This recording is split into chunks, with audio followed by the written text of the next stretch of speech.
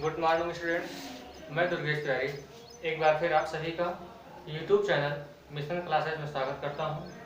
आज का मेरा क्लास है क्लास 7। सब्जेक्ट मेरा क्या है? इंग्लिश है। ओके, इंग्लिश चैप्टर 2 चल रहा है हमारा।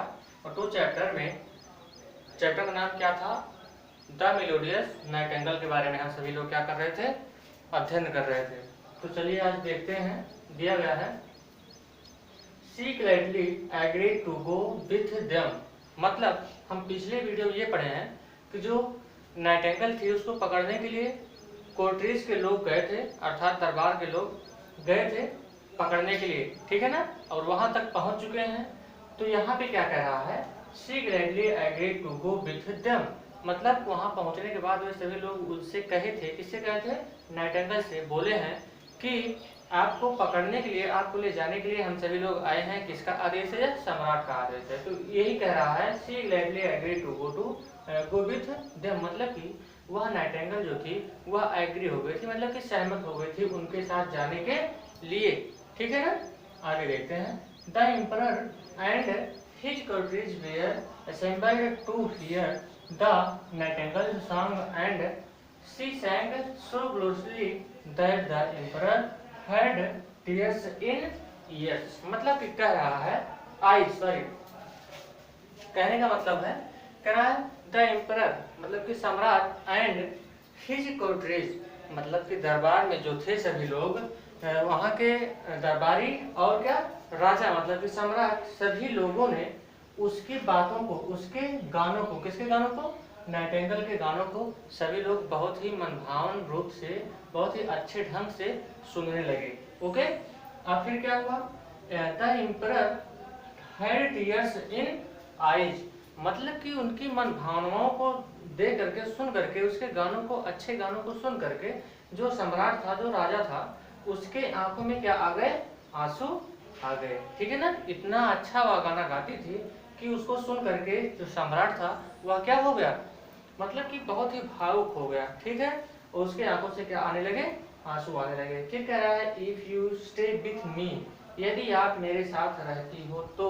किससे कह रहा है? उस नाइटिंगेल से कह रहा है।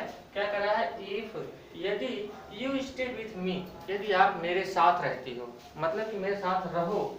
आई will give you a golden cage मतलब कि तो मैं आपको एक क्या दे दूंगा? सोने का पिंजरा दे दूंगा, ठीक है ना। क्या दे दूंगा?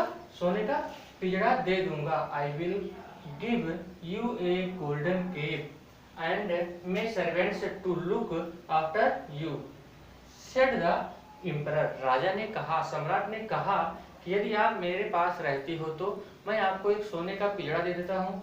और क्या दूंगा? एंड मेनी सर्वेंट्स, और कुछ क्या दे दूंगा?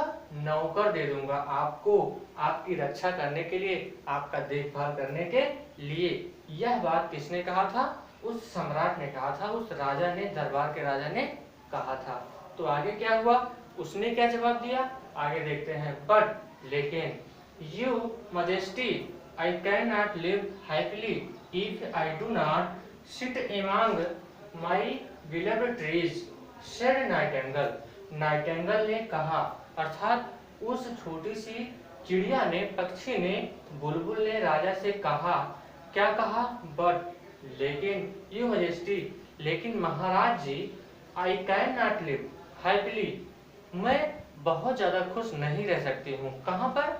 आपके पिंजड़े में। ओके, कहने का उसके आशय ये था कि मैं तो खुले में रहने वाली हूँ, अर्थात मैं मुझे आप बांध के रखेंगे, मैं नहीं रह पाऊंगी, ठीक है ना। किसके कहने का आशय था? उस बुलबुल के कहने का यही आशय था, ठीक है ना। इफ, यदि, I do not sit among my loved trees मतलब कि मैं पेड़ों के बिना खुश नहीं रह सकती हूँ, अर्थात अपने ब्रांचों के बिना, पेड़ों के बिना मैं खुश कभी नहीं रह सकती हूँ। अर्थात मुझे अच्छा कहाँ लगता है? पेड़ पर ही अच्छा लगता है। तो आगे क्या हुआ? आगे देखते हैं।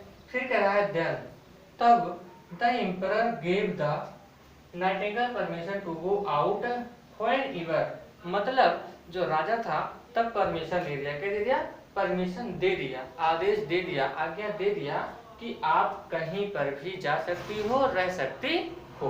ओके, शी वांटेड वह चाहती थी क्या करना चाहती थी, आगे देखते हैं। कह रहा है शी वांटेड, वह चाहती थी, as long as she was dear to sing for him, कि वह दूर दूर तक जाए और दूर दूर तक रहे और अब किस क्या करे, गानों को गाए, गानों को सुनाए, मतलब कि चाहे, ठीक है ना। कहने का मतलब जो पक्षी है वह दूर तक जाना चाहती थी, क्या करना चाहती थी, और गाना गाना चाहती थी, ठीक है ना।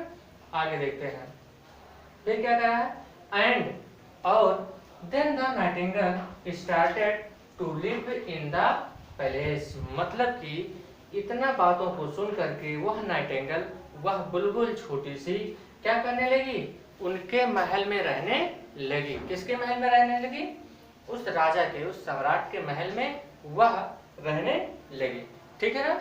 आप सभी को समझ में आया, और अगर समझ में नहीं आया है तो आप वीडियो को रिवाइज करिएगा, बार बार देखिएगा, आपको कॉन्सेप्ट क्लियर हो जाएगा, ठीक है। मिलते हैं नेक्स्ट वीडियो में, तब तक के लिए धन्यवाद।